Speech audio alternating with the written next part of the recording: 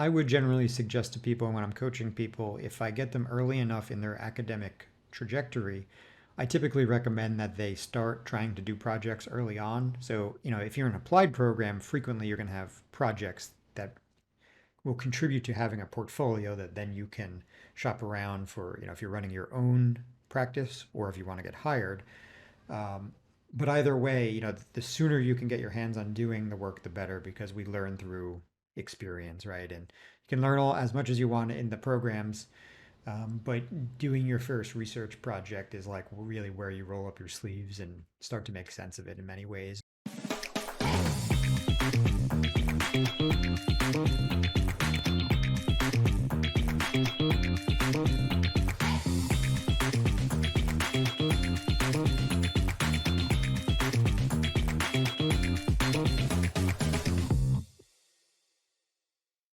In just a few moments, you're going to hear from Matt Artz, who is a business anthropologist.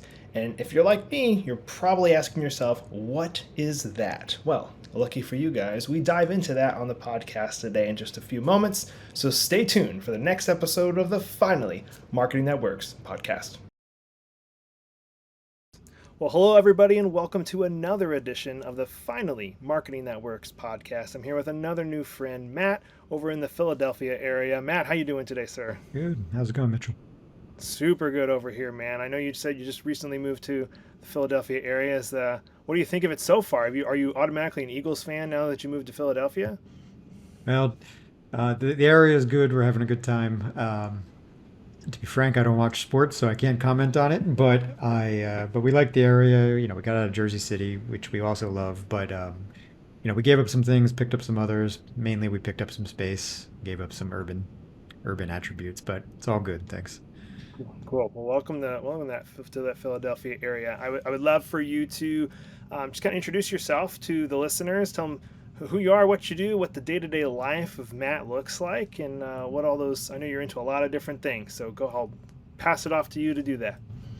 Okay, thanks. Well, appreciate it. And thanks for having me on. I'm glad to share with your guests. So I'm a design anthropologist, which kind of is like nestled in the broader concept of business anthropology. So basically, on a day-to-day basis, how I apply that worldview is in product innovation or product development. So I'm the head of product and experience for Cloud Shadow Consulting, where we build software products. We build our own products that we market and sell, and then we also have a consulting arm where we build products for others. So that's sort of my day job, if you will, basically leading that process, which involves research, design, and managing the software engineering component, not like telling engineers how to build something per se, but just sort of leading the process, making sure that everybody has what they need, defining requirements, etc. Outside of that, I also have two podcasts. One is Anthropology in Business, one is Anthro to UX. Anthropology in Business is a little bit broader, a little bit more sort of like target at mid-career, dives a little bit deeper. It broadly looks at how all the ways we apply anthropology in the business space. Anthro to UX is essentially like a thought leadership sort of outreach, if you will, related to my Anthro to UX coaching company, which helps anthropologists break into UX. And with that podcast, we're very much talking about the journey of others into UX to share that with other anthropologists so that they can hopefully find themselves in somebody else's story, identify with that, and maybe see a path forward, if you will. And then I also create music, visual art, and I do that as a hobby, but it's something I'm passionate about. So I think I'll pause there. That probably gives you enough. Yeah, no, that's a ton. You're a busy guy, it sounds like. So how these people that want to get into UX, do you think they should do something where they stop cold turkey if they're an anthropologist and they switch over, or they do in their day job still and they do this do it on the side with you and your company? What's kind of that happy medium you've seen? So I'll answer the question, but also maybe just kind of clear up a few things. So one, anthropology, like most people don't, to be quite frank, most people don't have a firm sense of what anthropology is. Anthropologists historically have had to tell others kind of like what we do. And in the US, it's sort of like a four-field approach of archaeology, linguistic, physical, and cultural. And then there's sort of an applied version of cultural, which, there's debates of like, is it is it part of anthropology? Is it not? And there's all these academic debates that we don't need to get into, but it's a very real thing. And essentially, applied anthropology is where I come from. And it's sort of the application of cultural anthropology to real world modern problems. And we approach those problems from this sort of holistic perspective in which we're trying to understand, groups of people and how the interactions between them and something like a technology product, not just the interface, but how does that change society, bigger kind of picture questions. And so in applied anthropology, there are many ways to apply that. Some people go into medical. I went into sort of the design tech space, if you will, and today many anthropologists are doing that. When we do that, we oftentimes end up in what is called today user experience, or UX for short. And so in the UX world, it's sort of broken into two things: research and design. Design kind of gets a lot of the press, but research is really what powers the design. Otherwise, you just have designers who are sort of designing by their quote unquote expertise, um, you know, which might get you most of the way there, but it almost certainly doesn't get you all of the way there. And so, research is what really sort of supercharges UX as a practice. And anthropologists or maybe other social scientists would like to say typically that like the social theory that we particularly bring to UX research is what supercharges that. So lots of people have moved into UX research, and many people do the tactical kind of research really well. The basic blocking and tackling of quote unquote usability, which is very much interface oriented. But if you want to get bigger and really understand, again, how something like a digital product is influencing society, such as, how Facebook ads during elections are really impacting democracy, that takes, that has to go a deeper level. And to do that, you need to bring in social theory. And so anthropologists, along with sociologists and other social scientists, have that kind of benefit that we're trained in social theory, how to apply social theory, and of course, how to do research in a rigorous way. And so we bring that value add into the UX research process over, say, a designer who's just switched and gone into UX research, or a business student who's gone into that. So that's our particular, again, value add or sort of perspective. Now, so that kind of helps explain what is anthropology, what is UX, and what is the relationship between the two. Again, not all anthropologists go into UX. Some go in many other directions, and that's fine. But UX is a great one, good paying salaries, impactful work. We get to drive the development of products in really critical ways that shape society. So it's really a wonderful opportunity. So, going off of that, then what you're saying, if would you guys also then as a service for companies or corporations, if you go, hey, somebody on this app we made, we want to make sure that we're capitalizing on what the actions that the people are doing on this app specifically. Do you guys kind of dive into the data of an app to say, hey, we need to change colors, we need to change this because they're not clicking on this area of the app? Is it kind of like getting into the psychology of how people interact with different applications? So yes, sort of. So we can of course do that work, and the work you just described is basically usability. And there are plenty of anthropologists who are working in that sort of tactical space to improve the interface. But there's also many of us who are working in more foundational research, which much more clearly relates to strategy, big picture. And I'll give an example of that, and I'll come back to that in just a second. As for your other comment about like this sort of psychological perspective, so there are many applied psychologists who work in UX and bring a valuable perspective of the sort of mind and individual. But anthropology is different than that because we're really interested in groups, so basically two or more always, not like the individual mind, because we are more so of the perspective that the individual mind is sort of shaped by the culture that you're within. And of course there's an interplay there, there's a sort of reflexive relationship to a degree, but we are very much concerned with bigger cultural patterns as anthropologists. Now, as far as the example, so yes, we many of us do tactical research, either full time, part time, whatever it may be. An example of that could be, like you said, something maybe color related. Though again, color is cultural, so it's there's even deeper dimensions to color, if you will, to color theory. Now, Another, a sort of tactical usability type example could be, we have in some sort of onboarding process, right? A registration process. Maybe you want somebody out on your website to sign up for like an ebook, well, like a, some kind of document that you're giving away, which you're using for, say, thought leadership purposes, and you want to sort of scale the number of people who are registering to get that. You could look at some data and see, well, okay, they're getting to the page, but they're bailing out of the process. They're not completing.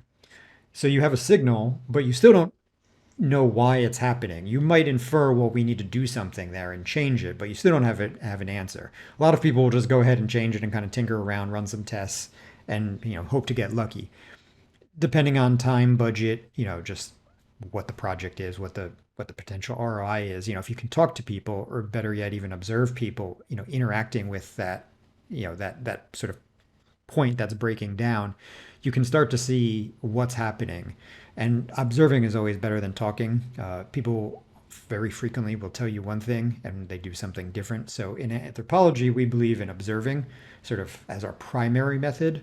That doesn't mean to say you need to observe in every single situation, because observing can be very costly and timely. There are some problems that are easy enough to solve, but where applicable, we like to observe and sort of interact with the person in their real context so we can see how they go about it. So now in a bigger picture, how this all relates to like, more foundational work or more strategic work. I was doing some work for a Fortune 10. We were digitizing some systems. We were brought in to digitize some systems. They had a project sponsor who just wanted to basically take these offline processes, digitize it from the perspective of what they knew, and they were in leadership. So quite frankly, they didn't have a very good understanding of what was going on at the ground level because of just where they were in the sort of the organizational hierarchy. So we went out, we observed, and we not only noticed that there was all these sort of offline processes that really nobody had talked about, nobody had even understood that like all these workarounds were happening and that they too needed to be digitized. But we took that a step further, looking at kind of communication and where breakdowns were happening in the organization as a whole, and recommended really like a governance model, because simply digitizing the process wasn't going to work. Whereas what you needed was actually added buy-in around sort of all these things that had to happen. And so, an example like that is how you can kind of take it a little further. Or right now, we're building our own product in the art space. In the art space, if you know anything about it, it's very difficult for people to break into the industry, especially those of color or those who have been disempowered for any given reason, historically speaking. And so, if you're going to digitize the art world, you're just going to digitize those problems. And you'll see that in most art marketplaces. There's tons of art on there. Most people don't ever sell anything. Most people don't ever come up in the recommender systems. So if you build a new one, if you build like, a quote unquote bigger, better mousetrap, I mean, it's not really going to be better. You're still going to more or less have those problems. You need to do something different, right? And look at how those offline issues of access, inclusion, and what's the root cause of all those in society, and then try to sort of fix those before you just digitize those and really, quite frankly, amplify them in a digital space.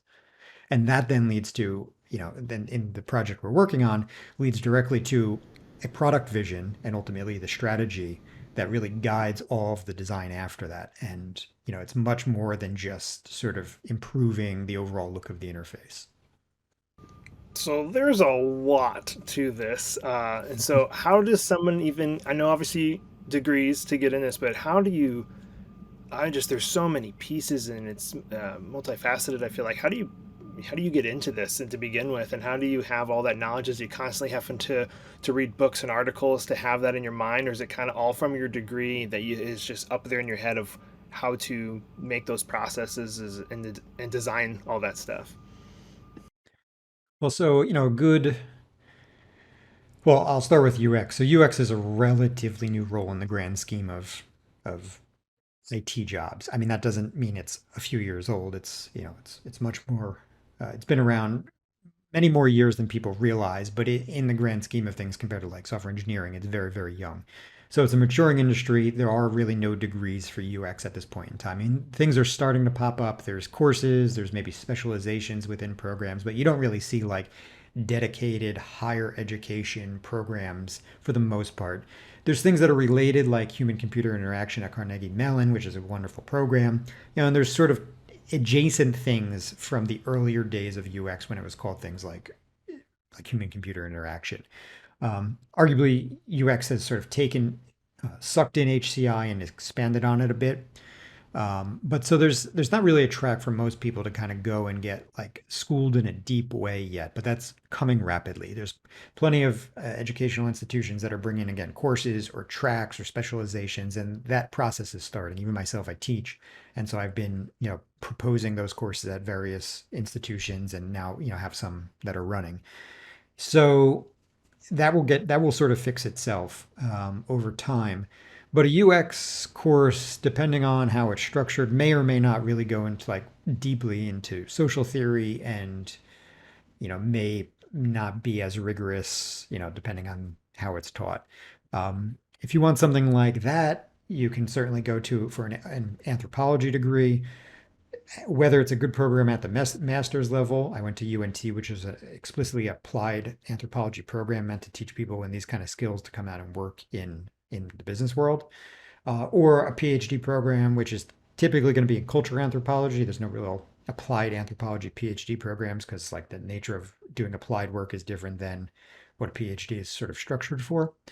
And so, but you could certainly go to a PhD program and get trained, in rigorous research and understanding like big socio-technical systems and how to make connections. But then you're going to come out and sort of upskill on the UX and like the very practical, just what are the terms in UX, what are the terms in business.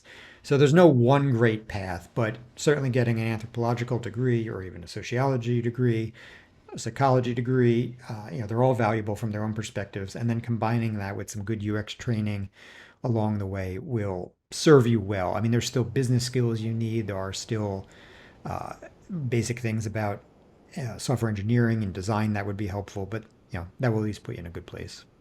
And is this something once you have that training, you people can do something completely on their own, like freelance this, or is it really something you should probably get in under a company to kind of get your feet wet and to help them with the UX side of things, or can you kind of do both typically? Yeah, you could do both. I would generally suggest to people when I'm coaching people, if I get them early enough in their academic trajectory, I typically recommend that they start trying to do projects early on. So, if you're in an applied program, frequently you're going to have projects that will contribute to having a portfolio that then you can shop around for, if you're running your own practice or if you want to get hired. Um, but either way, the sooner you can get your hands on doing the work, the better, because we learn through experience, right? And you can learn all as much as you want in the programs, but doing your first research project is like really where you roll up your sleeves and start to make sense of it in many ways. And so the sooner somebody can just, even if they're volunteering, just find something locally, find something in their current organization if they're working somewhere, even if it's not their main role, just find a project to do, anything that they can kind of get some practice doing the work and build a portfolio will contribute to them, whether they want to be a consultant or, an internal researcher. Okay. So I know the people listening to this podcast are, mostly business owners who are wanting to learn things that they can do to help better market their company. And I think UX is obviously a huge piece of marketing. So somebody who's listening to this, maybe they're a small business, they can't afford to hire a huge firm to help them with user experience. Would you give them any type of, advice or tips that you would say, like, hey, here's what you should really focus on maybe your website, or is there any type of user experience that they should do inside their store or on the phone? Is there how vast does it get? But what kind of advice would you give the people listening?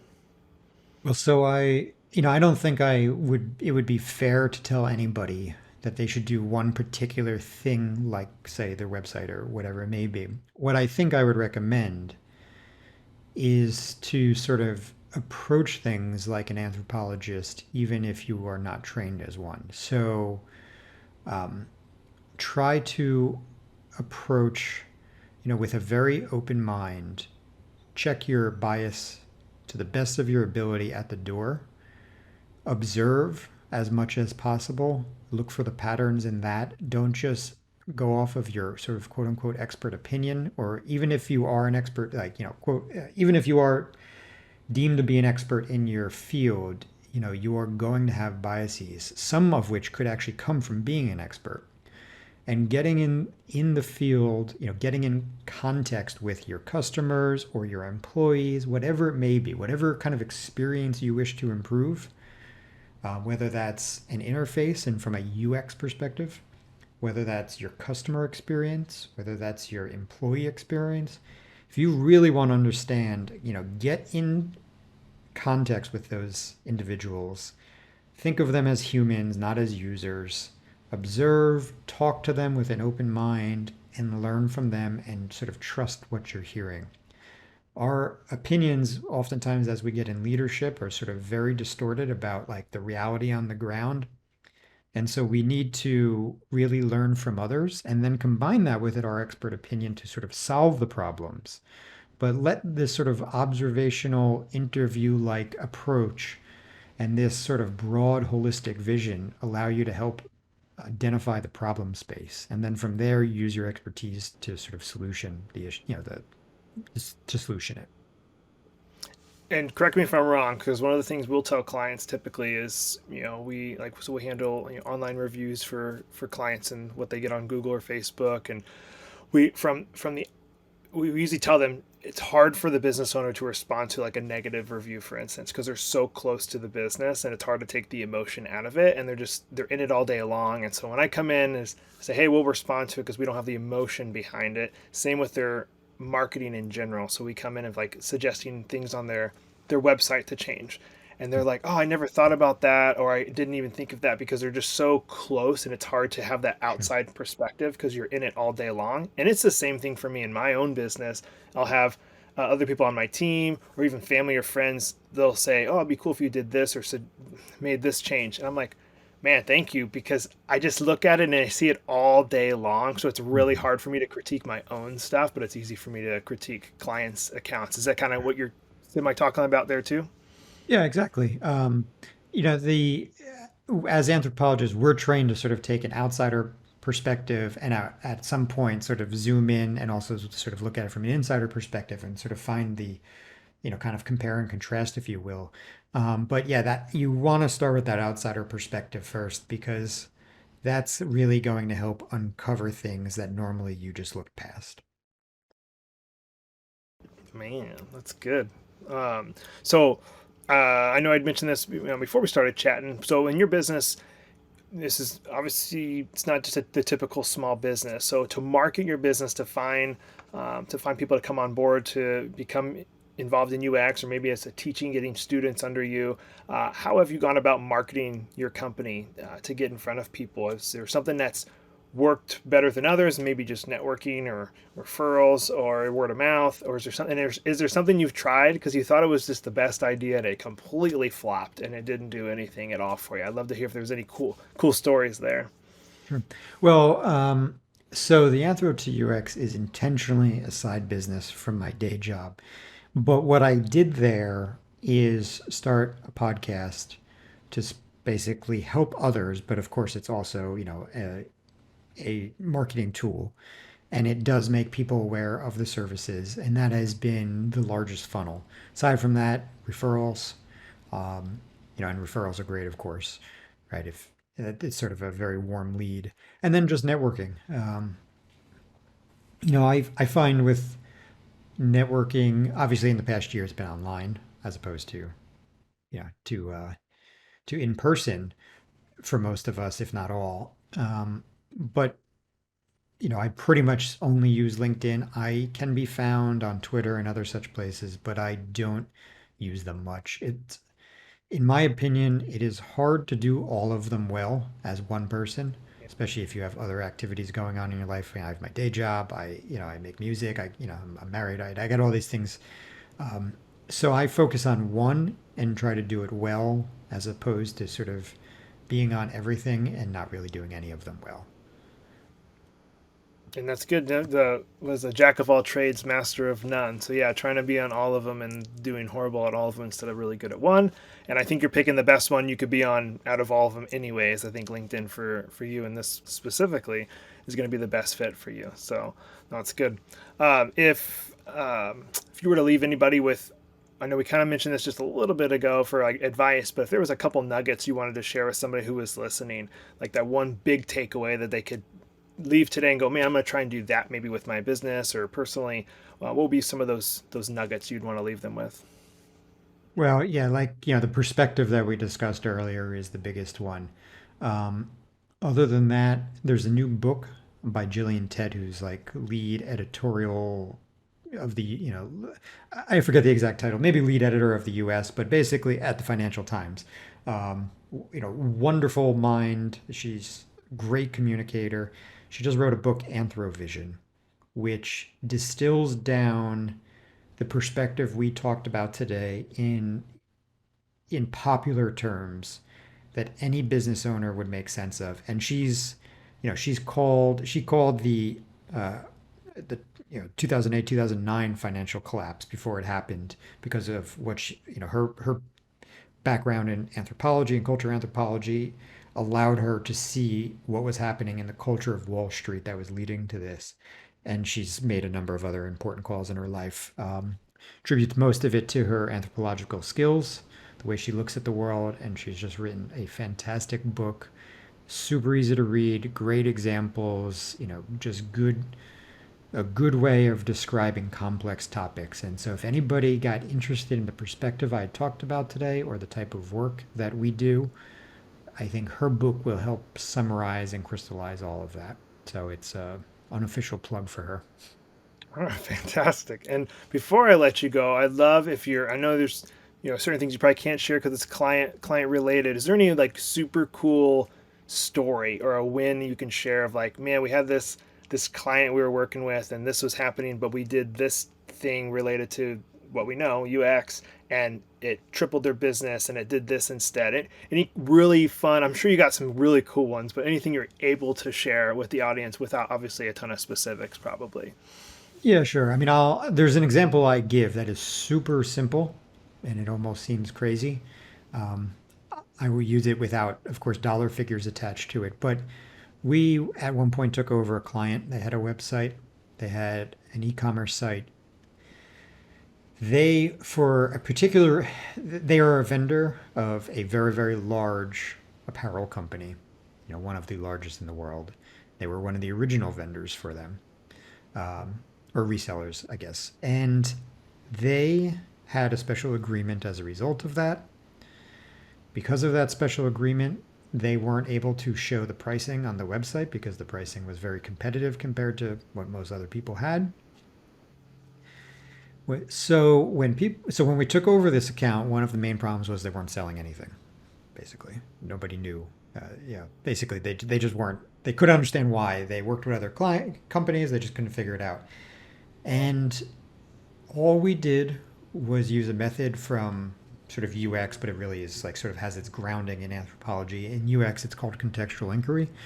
I sat down with a few people, asked them to complete a series of tasks related to their use of the website, and within it might have been 6 to 8 people, we realized that nobody had any idea that it was an e-commerce site because again, the prices weren't shown, and there was a complex sort of login flow, which again was related to things about this business relationship they had with the apparel company. And so for a few good reasons, they designed the site in such a way where nobody understood it was an e-commerce site and thus they never sold. All we had to do to fix it was click here to log in. Click here to log in to see the price, clean up the login flow just slightly. And, Wow. they sold quite a bit after that. But my point of using that example is that people tried to solve that problem previously, but again, people were trying to solve it from an expert perspective, never from a human perspective, never talking to any humans who would use the actual product. And as a result, they never solved the problem. Man, so good, Matt. Thank you for that. If people are listening, they want to get in touch with you. I know you mentioned LinkedIn. Is there any, if you want to, put in your website or how they can specifically find you before we hop off? Sure. So again, name is Matt Artz, Matttartz. You can find me on LinkedIn. That's the best place to get in touch with me. But my website is mattartz.me, and there you can find anything about my anthropological work, my genetics research, and my TED Talk, my companies, my podcast, the music I create, etc. So Fantastic, Matt. Thank you so much for your time today, and I appreciate it and wish you nothing but the best with your future and obviously the new place in Philadelphia. likewise, thanks, Mitch. Appreciate it. Well, after finishing today's episode, you might need some time to digest what you just heard. We dove into a lot of stuff about UX, user experience, and how important that is. And it is, guys, it is very, very important for your business or nonprofit or school that you might have. Think about the user experience that they have, these people who are using you on a weekly, monthly, daily basis. How can you improve your user experience so it's easier for them to use you or refer you or use you again? It's so important. If we don't pay attention to it and we just ignore it and go, if they really, really like me or they really love me, they'll find a way to use me. That's not a good outlook to have on this. So we need to always be improving and making our user experience the best it can be. Think about the applications that you use on a daily or weekly basis and the ones that are just the easiest ones to use, the ones that are just simple. And I'll give you a personal experience for me is the Domino's pizza app. I had not had Domino's, I think almost in my entire life, maybe one time earlier this year. Then my brother was like, oh, you gotta try Domino's. And he ordered a pizza and I tried it. I was like, oh my gosh, this is delicious. Like, I didn't think it was gonna be that good. And he showed me the app, I downloaded the app, and I was just shocked. I'd heard about the app from their marketing and their commercials. Guys, it is just a beautiful piece of technology that Domino's created, how you can pick all your toppings and order it, and they tell you who's making the pizza and if it's in the oven and if it's done and ready to be picked up. There's all these technological things. The experience is amazing, and it makes me like, oh, I can't wait to order again so I have that same user experience. They've paid attention to it, and they've kind of made themselves like they're a tech company that sells pizza instead of a tech company that sells iPhones and all that stuff. It's crazy, but their user experience is important because they listened to what people wanted and what they needed, and they made that product, and people enjoy it. And of course, they're ginormous pizza company. Whether you love or hate their pizza, I feel like you got to respect and love the technology that they created. So that is, I'll leave you guys with that one. But we want you to improve your user experience and learn from these ones that you use on a weekly basis. What are they doing that you love, and how can you take that and take a little piece of it and do it on your own business as well? All right, I'll get off my soapbox. We'll be here next week with another awesome guest on the Finally Marketing That Works podcast. We'll see you then.